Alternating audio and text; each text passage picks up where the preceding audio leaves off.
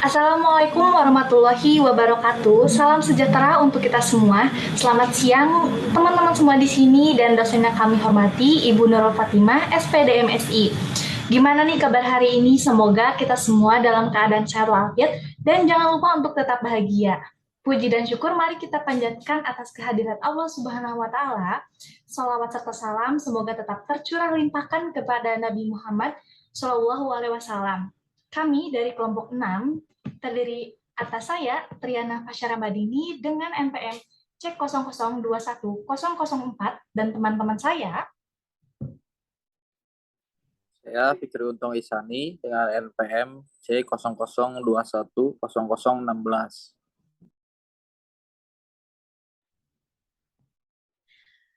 Saya Risya Arianti Lestari dengan NPM C00210008. Oke, baik nih. Tadi kita udah perkenalan juga dari kelompok 6. Kami dari mahasiswa STIE Ekuitas Bandung dengan program studi akuntansi D3. Nah, pada kesempatan kali ini kami akan mempresentasikan materi mengenai teknik-teknik penipuan dan penyalahgunaan atau lebih dikenal dengan fraud. Oke. Nah, apa saja sih teknik-teknik penipuan dan penyalahgunaan komputer ini? Semuanya akan kita bahas tuntas nih dengan pemaparan materi oleh teman-teman kami. Boleh untuk materi yang pertama akan disampaikan oleh Teh Resya Arianti Lestari. Kepada Teh Resya Arianti dipersilahkan untuk memaparkan materinya. Baik, terima kasih kepada Teh Triana. Oke, teman-teman, di sini aku mau jelasin yang pertama tentang denial of service attack atau bisa disingkat itu DDoS. DDoS ini adalah salah satu jenis cyber attacks yang menyasar website, layanan online maupun jaringan dengan cara membanjirinya dengan tag traffic yang sangat banyak. Motif utamanya adalah agar server atau jaringan tidak mampu mengakomodasi lalu lintas tersebut sehingga menyebabkan website atau layanan down dan tidak bisa beroperasi. Nah, di sini juga ada contoh kasus dari denial of service attack. Salah satunya itu terjadi antara Jogja Free terhadap website Kaskus pada tahun 2008. Serangan yang dilakukan oleh Jogja Free ini mengakibatkan Kaskus tidak bisa mengakses website mereka. Dan alasan dilakukannya serangan ini karena Jogja Free ingin balas dendam terhadap Kaskus yang telah mencela mereka di forum Kaskus sendiri. Dari contoh kasus di atas itu, setelah kita diskusi untuk analisis fraud triangle-nya itu, yaitu rasionalisasi. Alasannya itu karena kasus ini disebabkan oleh rasa ingin membalas dendam dari pihak yang merasakan kerugian Jogja Free sendiri kepada Kaskus. Baik, untuk selanjutnya tentang piggybacking.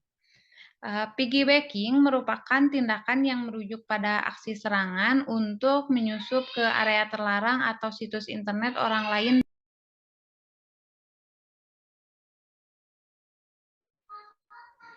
Untuk contoh kasusnya itu, oh iya, sebelum contoh kasus itu, boleh Teh Triana yang sebelumnya dulu. Nah, untuk makna piggybacking itu ada beberapa. Yang pertama itu penggunaan secara diam-diam jaringan WiFi tetangga. Hal ini dapat dicegah oleh teman dengan menyediakan fitur keamanan dalam jaringan kabelnya nih. Yang kedua, tentang menyadap ke dalam sebuah jalur komunikasi dan mengunci secara elektronik pengguna yang sah sebelum pengguna tersebut memasuki sistem yang aman. Pengguna yang sah biasanya tanpa sadar membawa pelaku ke dalam sistem mereka. Selanjutnya, yang ketiga itu seseorang yang tidak berwenang mengikuti seseorang yang berwenang memasuki pintu yang aman. Menerobos pengendalian keamanan fisik seperti keypad, kartu identitas, atau pemindaian identifikasi biometrik. Selanjutnya untuk contoh kasus piggybacking, biasanya itu seperti secara diam-diam menggunakan jaringan WiFi seseorang atau seperti di tempat restoran yang saat ini biasanya restoran itu menggunakan WiFi untuk kenyamanan pelanggan, tetapi pelaku piggybacking menggunakan akses WiFi tanpa harus menjadi pelanggan restoran tersebut. Analisis fraud triangle-nya itu pressure atau tekanan, kalau dari teman-teman mau aneh nih kayak kenapa sih pressure atau tekanan? Alasannya itu setelah kita diskusiin bareng-bareng itu seseorang atau pelaku piggybacking, yang menggunakan akses WiFi tanpa harus menjadi pelanggan restoran ini biasanya dia memiliki tekanan sendiri mengenai ketidakmampuannya untuk pastinya membeli kuota pribadi ya dari segi ekonomi. Boleh selanjutnya tentang rundown fraud. Rundown fraud ini seluruh hitungan bunga dipotong menjadi 2 posisi desimal. Kelebihan desimal diletakkan dalam akun yang dikendalikan pelaku dan tidak ada yang menyadari selama seluruh buku besar seimbang. Nah, ini untuk contoh kasus rundown fraud dalam dunia perbankan, misalnya pemrograman dapat membulatkan ke bawah semua biaya bunga yang dibayarkan ke nasabah dan memasuki pecahan yang dibulatkan ke rekening tersebut. Fraud triangle-nya itu opportunity atau peluang. Alasannya itu karena bisanya pemrograman ini membulatkan ke bawah semua biaya bunga yang dibayarkan ke nasabah ini, yang pasti pegawainya itu memiliki peluang untuk dia membulatkan ke bawah. Selain peluang juga dia selain itu juga dia memiliki akses gitu untuk melakukannya. Jadi terjadi peluang untuk terjadinya kasus kejahatan rundown fraud di perbankan dan keuangan. Nah, yang terakhir nih penyampaian dari aku tentang software piracy. Definisinya itu setiap bentuk perbanyakan atau pemakaian software tanpa izin atau di luar dari apa yang telah diatur oleh Undang-Undang Hak Cipta dan Perjanjian Lisensi. Pembajakan perangkat lunak adalah penyalinan atau distribusi perangkat lunak secara ilegal atau tidak sah. Nah, ini untuk contoh kasusnya, terjadi itu pembajakan dilakukan oleh seorang perempuan berinisial P berumur 31 tahun.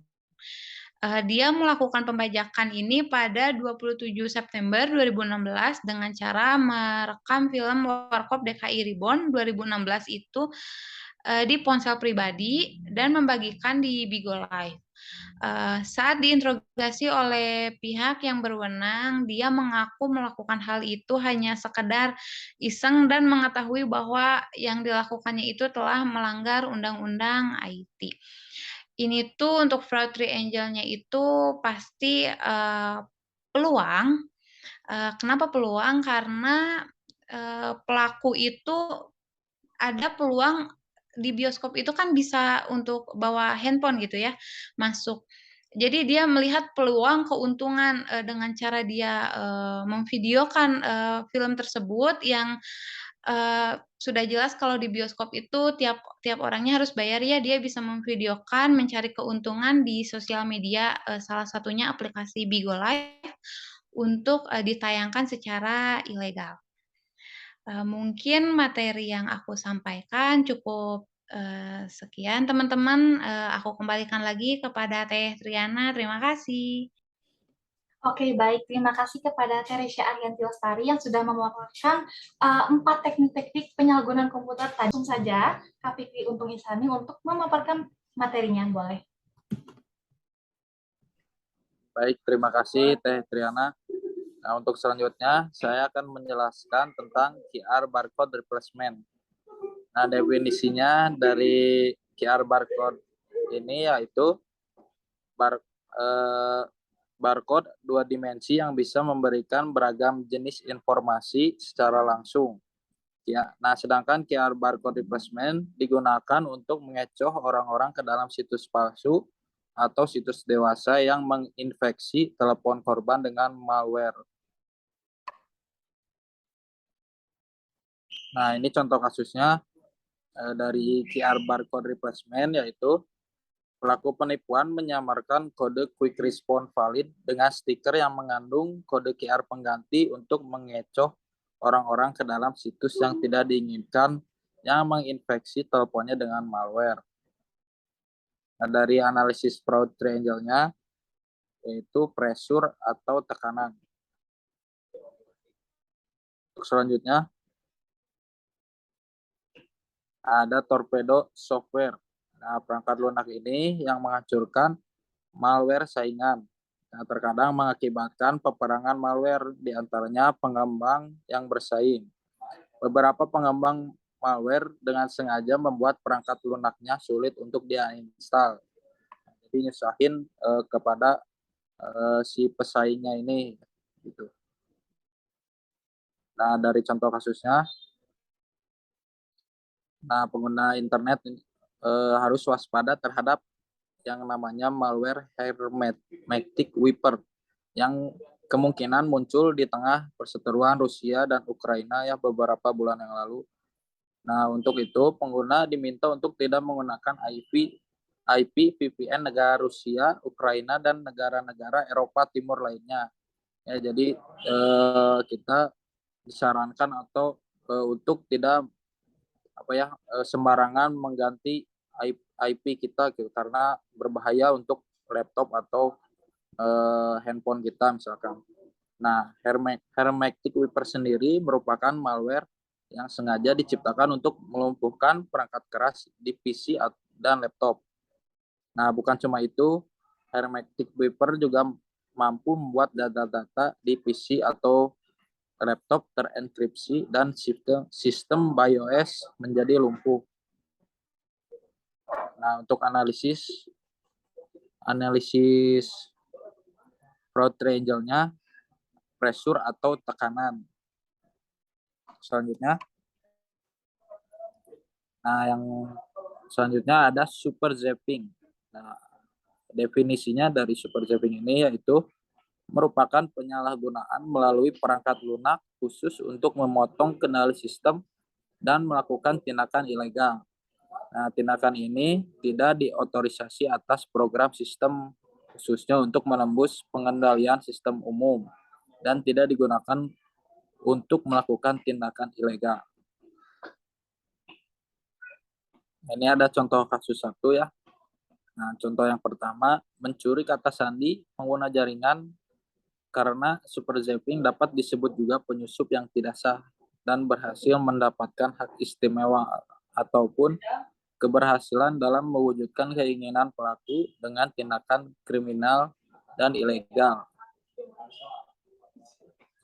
Nah, contoh yang kedua, selain itu juga contoh super zapping ini adalah dalam dunia perbankan.